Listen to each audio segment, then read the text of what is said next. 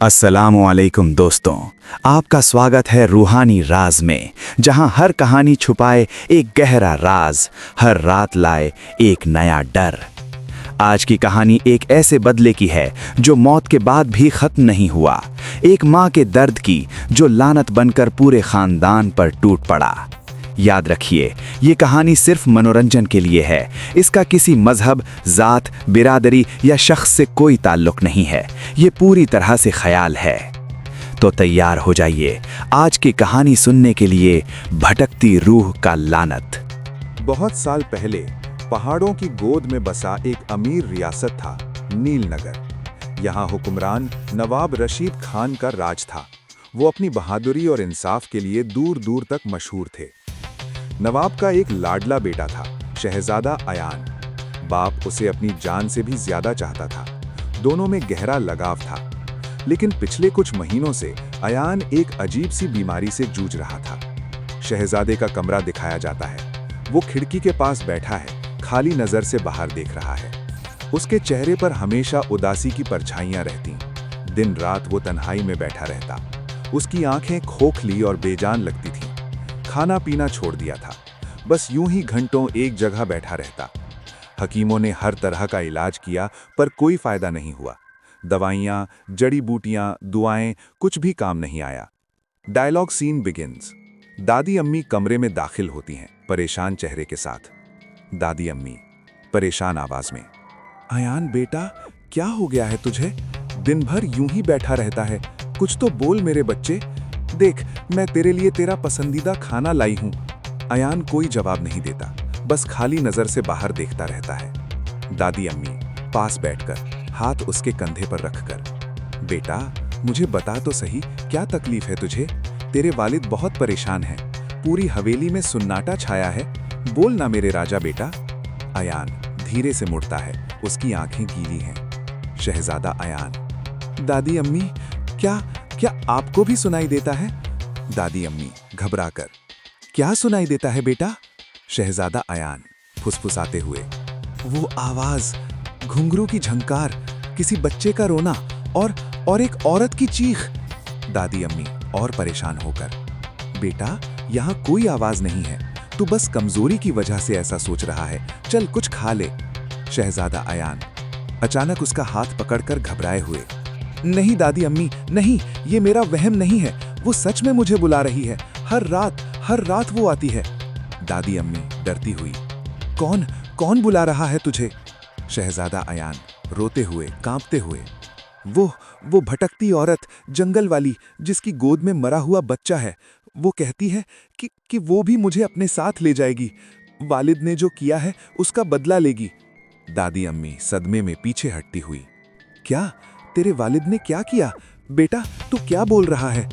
अचानक कमरे का टेम्परेचर गिर जाता है। शमें टिमटिमाने लगती हैं। दादी अम्मी खड़ी होकर चारों तरफ देखती हुई, ये क्या हो रहा है?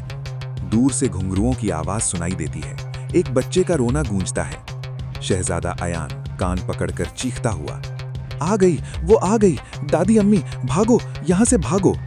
लेकिन दादी अम्मी जम गई हैं, कमरे के कोने की तरफ घूरती हुई। दादी अम्मी कांपती आवाज में, कौन है वहां? तुम क्या चाहती हो? एक धुंधली परछाइयां जाहिर होती है। फटे कपड़ों में एक औरत, लाल आंखें, गोद में कुछ लिपटा हुआ। रहस्यमयी आवाज विकृत गूंजती हुई, गुस्से से भरी, बुढ़िया, तेरे खानदान ने मेरे बच्चे को मार डाला, मेरे बेगुनाह बच्चे को। अब तुम सबको कीमत चुकानी होगी। दादी अम्मी पीछे हटती हुई, हाथ जोड़ती हुई, माफ करो, हमें नहीं पता कि तुम किस बारे में बात कर रही हो। मेहरबानी करके हमें छोड़ दो। रहस्यमयी आवाज और तेज और डरावनी, झूठ, तेरा बेटा जानता है उसने क्या किया। उसने मेरे बच्चे को मुझसे छीन लिया और अब मैं तुम्हारा सब कुछ छीन लूंगी। रूह का रूप बड़ा और भयानक हो जाता है। रहस्यमयी आवाज, मैं तेरे पोते को अपने साथ ले जाऊंगी बुढ़िया, और तू पहले मरेगी, ताकि तू अपने बेटे को बता सके कि उसका पूरा खानदान मिट जाएगा, हर एक। नहीं, अयान बचाओ, कोई है, नवाब बचाओ। उसकी आवाज बीच में ही रुक जाती है। अयान चीखता है, दादी अम्मी नहीं, वालिद वालिद जल्दी आओ। पत्थर के रास्तों में दौड़ते हुए कदमों की आवाज। नवाब रशीद खान अपने कमरे में रियासत के कागजात देख रहे थे जब अचानक उनके बेटे की खून जमा देने वाली चीख रात की खामोशी को चीरती हुई गूंजी। नवाब दरवाजा खोलकर बाहर भागते हैं।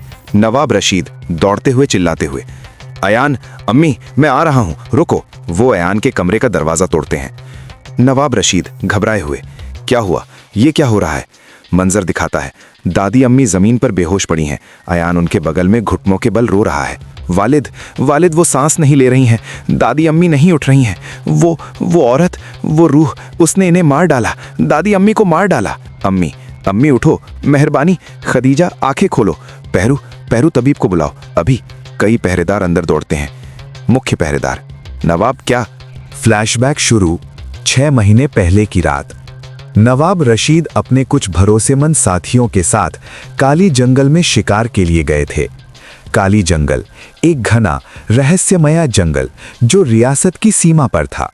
लोग कहते थे कि रात को वहां अजीब आवाजें आती हैं, लेकिन नवाब को इन बातों पर यकीन नहीं था। जंगल का मंजर, अंधेरी रात, मशालें जल रही हैं। नवाब रशीद घोड़े पर अपने साथियों से, सावधान रहो, इस इलाके में बड़े शिकार मिलते हैं, आंखें खुली रखो। जी नवाब, लेकिन इस जंगल के बारे में अजीब कहानियां हैं। कहानियां बस कहानियां हैं दोस्त, हम योद्धा हैं, हमें डरना नहीं चाहिए। अचानक झाड़ियों में कुछ हिलता है। नवाब रशीद रुकते हुए, धनुष उठाते हुए, खामोश, वहां कुछ है। 2 चमकती आंखें झाड़ियों में दिखाई देती हैं। नैरेटर, नवाब की नजर एक काले चीते पर पड़ी। एक दुर्लभ और शानदार जानवर, शिकारियों के लिए एक बड़ा इनाम। नवाब रशीद फुसफुसाते हुए, काला चीता, कितना दुर्लभ।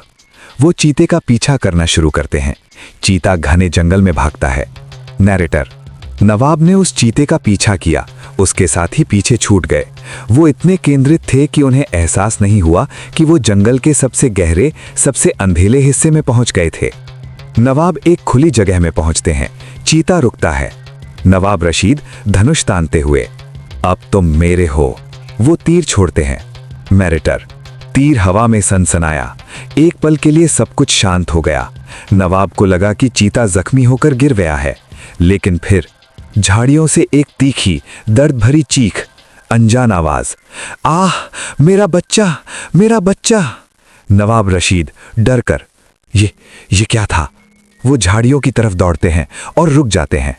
नैरेटर, जो उन्होंने देखा वो उनकी सबसे बुरी दुख स्वप्न थी।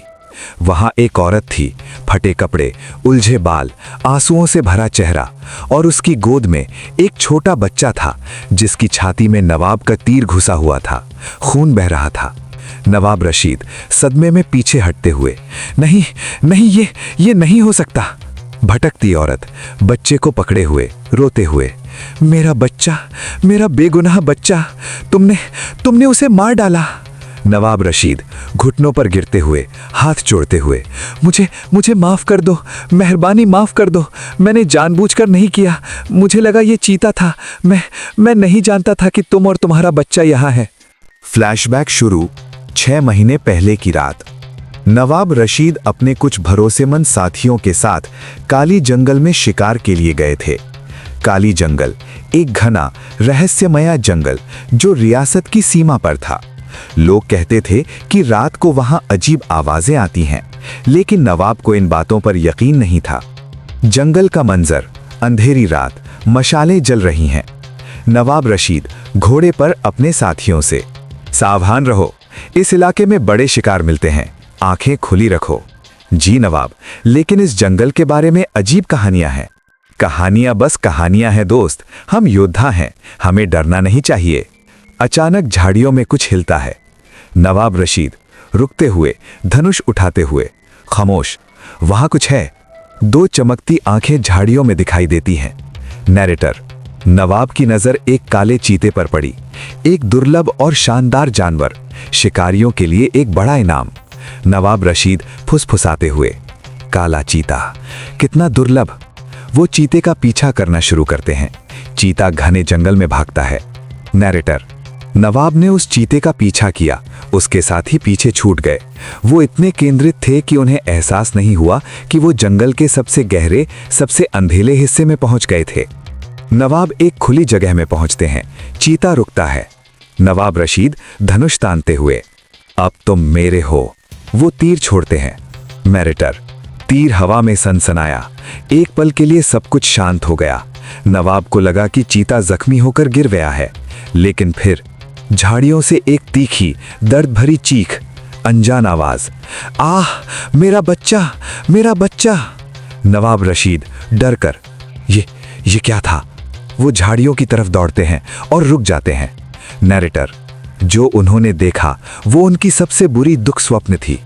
वहां एक औरत थी, फटे कपड़े, उलझे बाल, आंसुओं से भरा चेहरा, और उसकी गोद में एक छोटा बच्चा था जिसकी छाती में नवाब का तीर घुसा हुआ था। खून बह रहा था। नवाब रशीद सदमे में पीछे हटते हुए, नहीं नहीं, ये नहीं हो सकता। भटकती औरत बच्चे को पकड़े हुए रोते हुए, मेरा बच्चा, मेरा बेगुनाह बच्चा, तुमने उसे मार डाला। नवाब रशीद घुटनों पर गिरते हुए, हाथ जोड़ते हुए, मुझे माफ कर दो, मेहरबानी माफ कर दो, मैंने जानबूझकर नहीं किया, मुझे लगा ये चीता था, मैं नहीं जानता था कि तुम और तुम्हारा बच्चा यहाँ है। सांस ले बेटा, सांस ले, अम्मी यहीं है, अम्मी तुझे नहीं छोड़ेगी। नहीं, मेरा बेटा, मेरा बच्चा, उठ मेरे राजा। तुमने मेरा सब कुछ छीन लिया, मेरा लाडला बच्चा, मेरी जिंदगी, सब कुछ। मुझे माफ कर दो, मेहरबानी, मैं तुम्हें जो भी चाहिए वो दूंगा, सोना, जमीन, कुछ भी, बस मुझे माफ कर दो।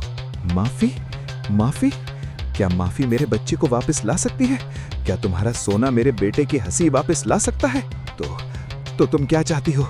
मैं तुझे जिंदा नहीं छोड़ूंगी। नवाब की तरफ लपकती है, लेकिन नवाब के साथी वक्त पर पहुंच जाते हैं। नवाब पीछे हटे, वो तलवारें निकालते हैं। तुम सब मेरे बच्चे की मौत के जिम्मेदार हो, सब के सब। मैंने जानबूझकर कुछ नहीं किया, ये हादसा था। हादसा? मेरे बच्चे की मौत हादसा है? नहीं, हरगिज नहीं।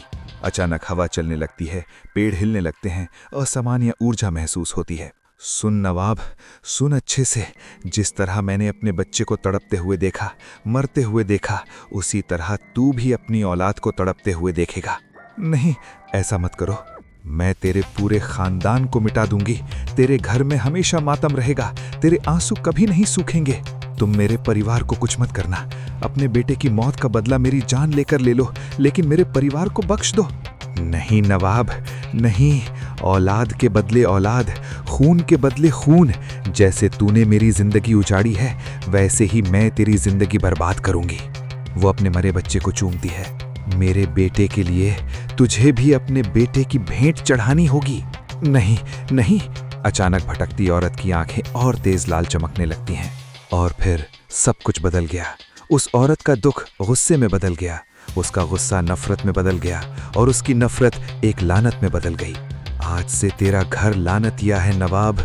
मेरे आंसू जब तक नहीं सूखेंगे, तब तक मैं तेरे परिवार को सताऊंगी। तेरी बेगम मरेगी, तेरी अम्मी मरेगी, और आखिर में तेरा बेटा, तेरा लाडला बेटा, मैं उसे अपने साथ ले जाऊंगी। वो अचानक गायब हो जाती है, केवल उसकी हंसी गूंजती रहती है। नहीं, ये नहीं हो सकता। नवाब के पास आते हुए, नवाब, वो औरत, वो कहाँ गई? लेकिन इससे पहले कि नवाब जवाब दें, एक भयानक चीख सुनाई देती है। आह, कुछ मुझे पकड़ रहा है, बचाओ! अदृश्य ताकतें नवाब के सभी साथियों पर हमला करती हैं। उस रात भटकती औरत ने, जो अब एक भयानक रूह बन चुकी थी, नवाब के सभी साथियों को एक एक करके मार डाला। उनकी चीखें, उनकी गुहार, कुछ भी काम नहीं आया। वो रूह इतनी ताकतवर थी कि कोई भी उसका सामना नहीं कर सका। लेकिन नवाब को उसने जिंदा छोड़ दिया, क्योंकि मौत से भी बड़ी सजा होती है जिंदा रहकर तड़पना। जा नवाब, जा और अपने परिवार के पास लौट जा। देख कि तेरी बेगम का क्या हुआ है, और ये तो बस शुरुआत है।